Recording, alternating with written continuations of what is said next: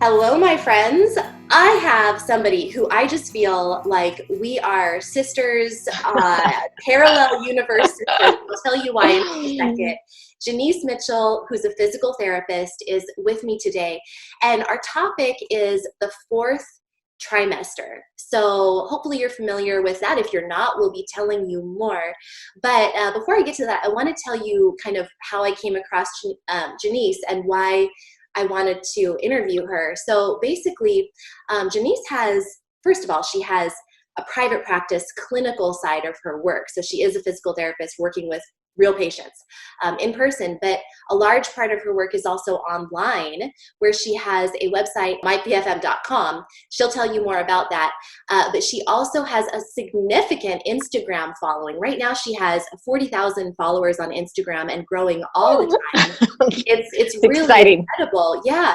And the reason it's not about numbers or vanity numbers, anything like that, it's about her method of spreading pelvic floor awareness, which is her organization's entire goal.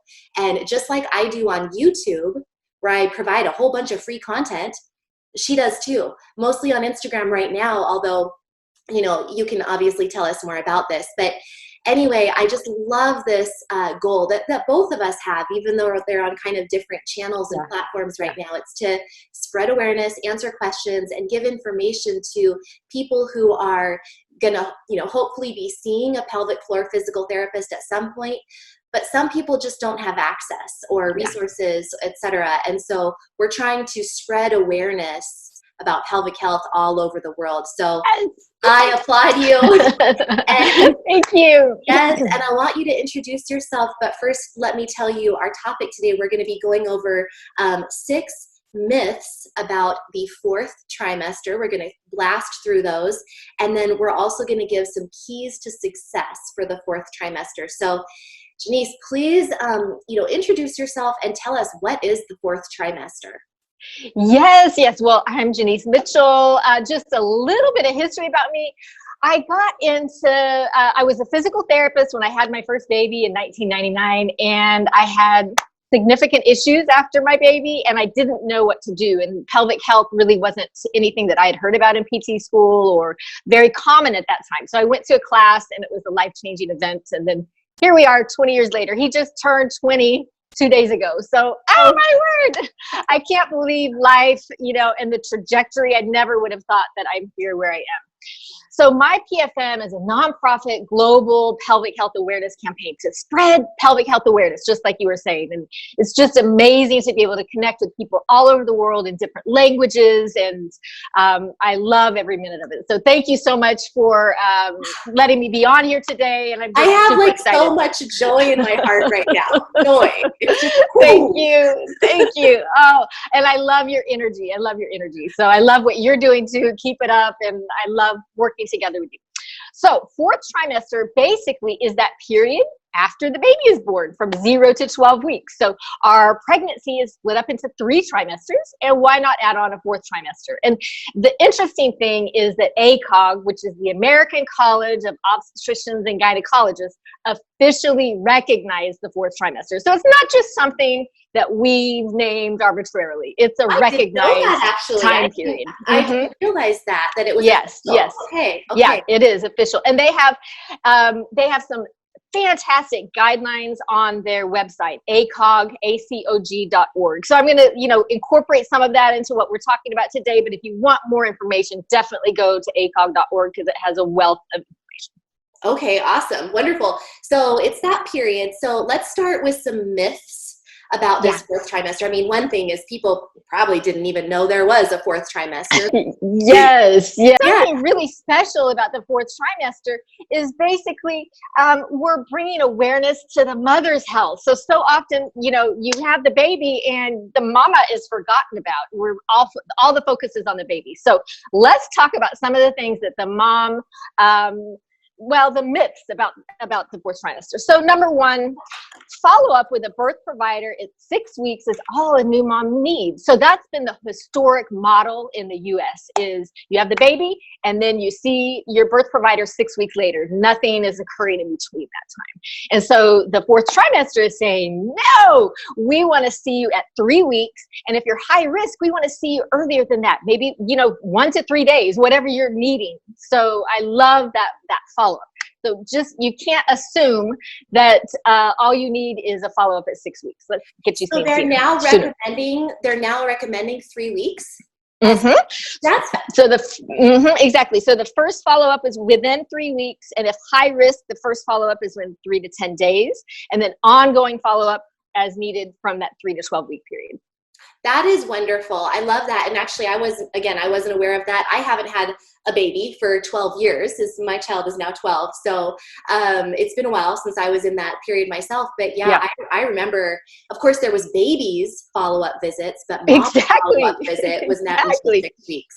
Yeah. Exactly. Yeah. And maybe you got a sheet of instructions from discharge instructions, but did you read it and did you have an idea of what to expect? No. That's wonderful. That's wonderful. I love that. Okay, yes. That was myth number 1. How about myth number 2? Which Is, so urine leakage stops automatically. So it is common to have some transient urinary leakage right after birth. But listen to this. In this study, 76% of the females, the new moms in the study at 3 months that had leakage, still had it 12 years later. So you cannot assume that it goes away automatically. Yeah. So if you're having leakage, I would say if you go in at 4 to 6 weeks and you're still having leakage, make sure you talk to your provider and there's intervention and hope for you. We'll talk more about that. Okay, another thing is, third myth is sex will be painless at 6 weeks. This is so you just kind of myth number 3. Well, okay. 3, not 6. 3. Can I count? So you just kind of automatically think, okay, I got my clearance to resume, penetrative intercourse at 6 weeks, and everything's just going to be rosy and peachy. And a lot of times it's not. So we have some stats that we'll go over in a little bit, but basically you can't assume that sex will be painless, and there's a lot of things that you can do to help repair your body. Okay. All right. Myth number 4. Yes. Prolapse only affects older women. So prolapse is basically, here's your bladder. Oh no, my bladder is leaking. I have a prolapse model. Hold on. Oh, good. Let's see it. So basically, prolapse is when it's falling. But literally, can you see my bladder leaking? No. I've got you covered. Oh, yes. We have the chicken. Okay. I love it. Here's our chicken. This is prolapse. Look at his egg. It's yes. And not all prolapse is that scary, right? No. Sorry. But it gives us the concept of basically prolapse is the descent or falling of the organs into or through the vaginal canal. And so it's a very scary concept, right? Like, oh, I don't want prolapse. What is that?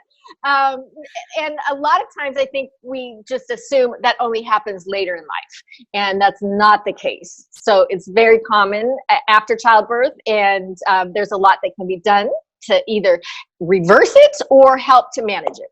Absolutely. I am a firm believer in lifestyle management and therapeutic exercise. I know that prolapse is a big focus of yours, and it is for me too. I have my free Lift Pelvic Organ Support series that people can go through. Nice. That's just simply exercise and lifestyle modification. And of course, see a women's health physical therapist if you are dealing with it, if you can. Yes. So, okay. Exactly. So number 5, what is our 5th myth? So scar tissue improves on its own. So there's 2 main areas that you may potentially have scar tissue after a baby. So one is a C-section. You've been cut and you have multiple layers that have been cut through. And so all of those layers have to heal back together. And so you can have scar tissue there. And then also in your perineum, you don't by chance have a pelvic model there, do you? I'm at home this morning and I don't have a bony pelvis. Okay, well, yes. So basically, the perineum, that smooth area of skin in between the vaginal opening and the anus, that's the area that usually is torn or maybe cut with an episiotomy. And so then you're going to have scar tissue. And so assuming that the scar tissue doesn't need any intervention and that it just improves on its own is a misconception. And scar tissue can cause a lot of pain and dysfunction. So we want to move that scar tissue and mobilize it and keep it healthy once once it's healed. Motion is lotion. I love it. Okay. Yes. Perfect. Okay. How about myth number 6? Man, we're blasting through these. This is amazing. I know. So everyone performs pelvic floor exercises correctly. So basically, let's say you did get discharge instructions from your hospital, and on there it said do Kegels. Mm-hmm. Okay, that's all you have. And many people. So research varies based on the study, but up to 40 to 50% of people aren't performing Kegels correctly. And so just assuming that because the word Kegels is on a discharge instruction sheet and that you're doing it right is a misconception. It's a myth. So there's a lot that goes into pelvic floor muscle training. We need to contract. We need to completely let go, and then we need to coordinate. So we need the muscles active at the right times and then relax at the right time. Absolutely.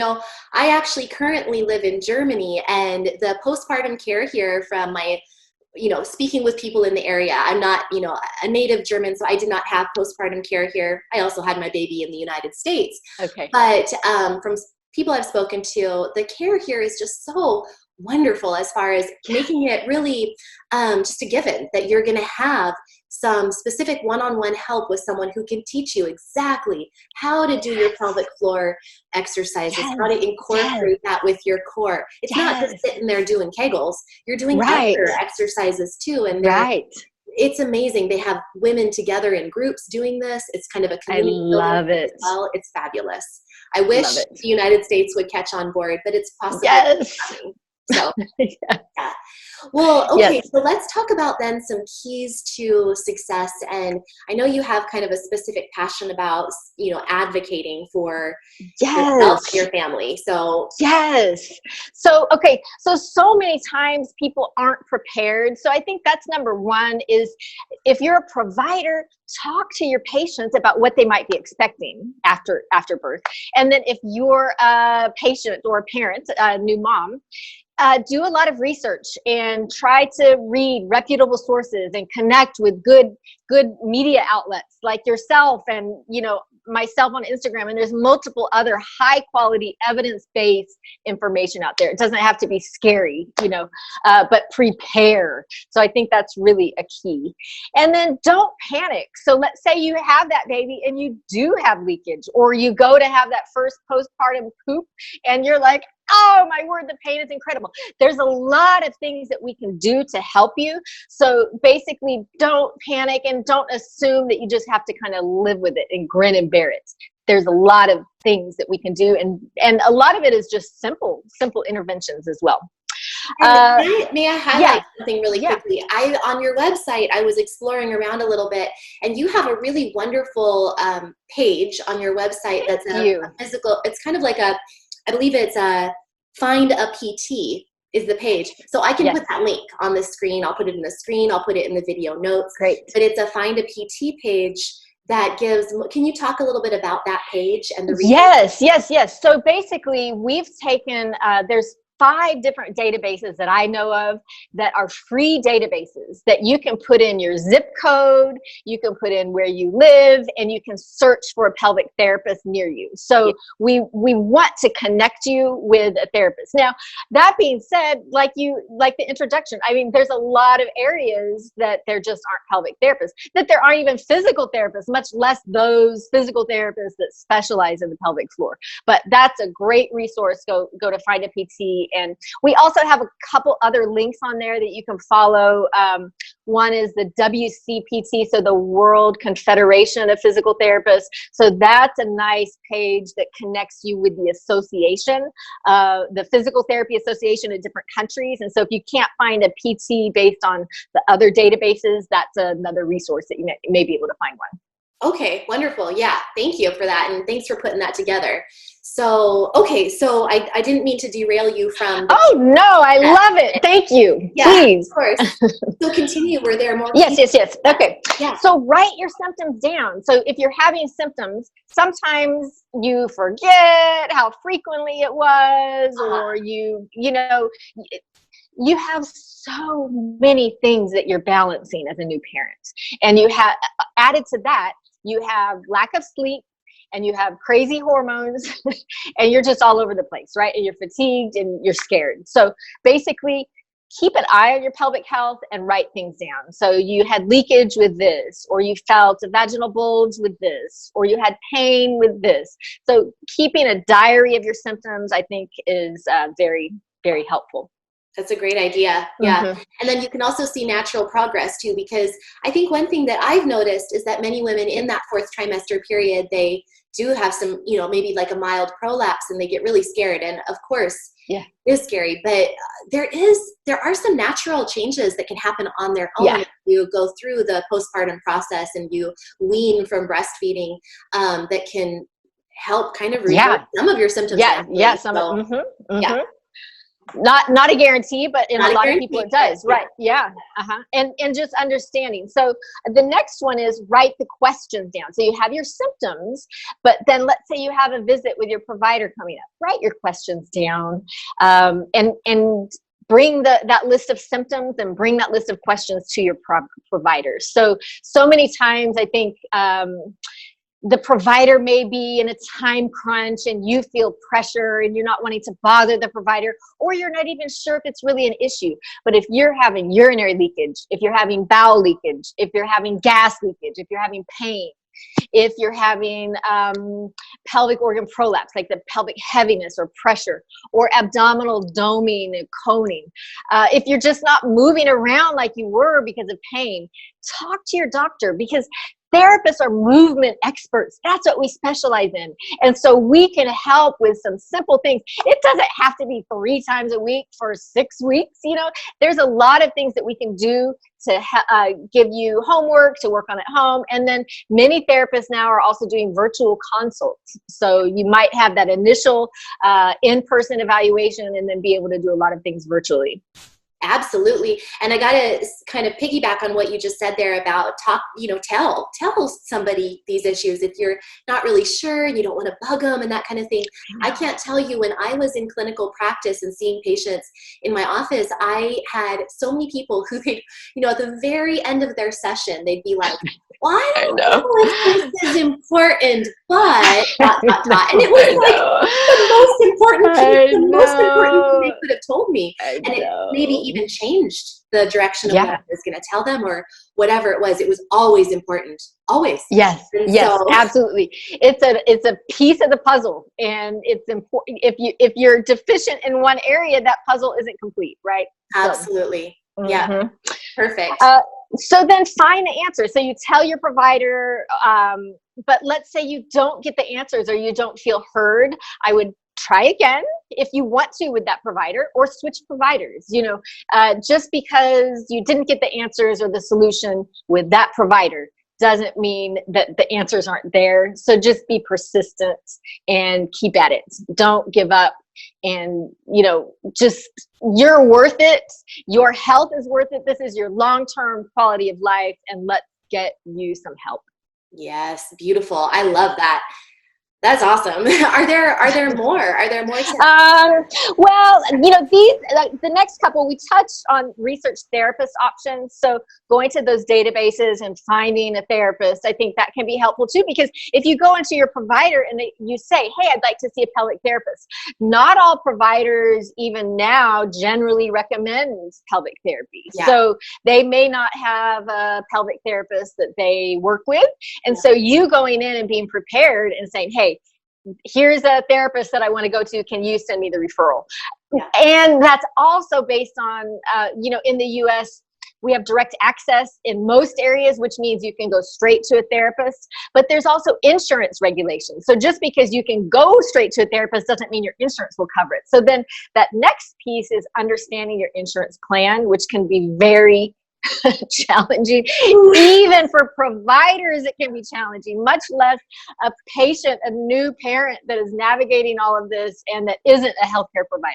But, talking to your insurance agent rep and understanding your insurance, and then getting connected with a therapist that can help you, and preferably one that can accept your insurance. I love this. And so I'm going to just sort of do my best to sum this up in a nutshell. The keys to success is really just take yourself seriously. Take your symptoms seriously if you're having some, and don't just sweep them under the rug and think they're no big deal, because you are a big deal. And secondly, advocate for yourself. Find someone who can help you, look for resources, and talk to your doctor frankly and openly. Does that kind of sum it up? It really does, and listen so much. Listen to your body. Yeah. So I think the misconception is, oh, I had a baby, so this is normal. Oh, my mom had a weak bladder, so this is normal. Oh, now I'm getting older, so this is normal. No, it doesn't have to be normal. Okay. Yeah. It doesn't have to exist. So There's intervention. And for all of these things, pelvic floor muscle training is the #1 recommended intervention. So for pelvic organ prolapse, for urinary leakage, for bowel leakage, that's your first line. And this is not just a pelvic therapist saying this. There's a plethora of research out there to back that up. So if your provider says, oh, you're fine, it'll go away on its own, say, no, I want a referral. Be an advocate. Absolutely. I love that. There is a lot of research on this, and I want to just highlight, I'm going to put a link in the little information button on YouTube and in the video notes. There's another wonderful interview that I'd like for you to watch that I did with Wendy of Mutu System. You can check the video. If you are liking this interview, you're going to love that one too. A lot of great information for you to continue your own self-study and learning, because, like Jeanice said, this is about arming, yourself with information. I also have my book called Lady Bits, which you can look up online. I'll put a link to that as well. So there's so much that you can do to prepare yourself without stressing yourself off. You don't have to have a PhD or a doctorate, or some kind of degree in this information, but it's just some basic knowledge and then self-advocacy. So exactly. I want to go ahead. I know people are super busy, so let's wrap this up. Maybe give folks the way that they can connect with you further. Yes. So Instagram, we're on Instagram. It's My Pelvic Floor Muscles. It's all spelled out, no spaces. And we also have a YouTube channel called that. And then our website is mypelvicfloormuscles.com or mypfm.com. Both of them will get you to the same site. And so on that main page, we have a get help or a give help option. So if you click on get help and then you click on about my body, you'll see all of these categories that we're talking about: prolapse, bladder, bowels, pelvic floor muscle training. We have, you just click on that category, and then there's a lot of resources within that, and we're building more content in that as we go. Feel free to email me, connect@mypfm.com, or you can direct message me on Instagram. Those are the 2 best ways to get a hold of me. So wonderful that you're providing this resource for people. I just want to, give you a big nod of awesomeness. You rock. Thank you. I'm sure my goodness. the world are so grateful for your services, because I know it's a lot of work to keep up with. But it's so rewarding to be able to help people. The messages that I get every day, and I'm sure you do too. Yeah. It just fills my soul. So that's why we're doing this, and it's just an exciting time, and it's an amazing way to connect with people all over the world that we didn't have 15 or 20 years ago. Oh, absolutely. I agree. So, all right. Well, thank you so much. And thank you for watching. Those of you who are still on air, and we'll see you next time, everybody. Thanks, Jeanice. And until thank you so much. I want everyone to remember to eat clean, move every day, and you will shine brighter. Well, we will see you next time. Bye. Nice. Thanks. Bye-bye.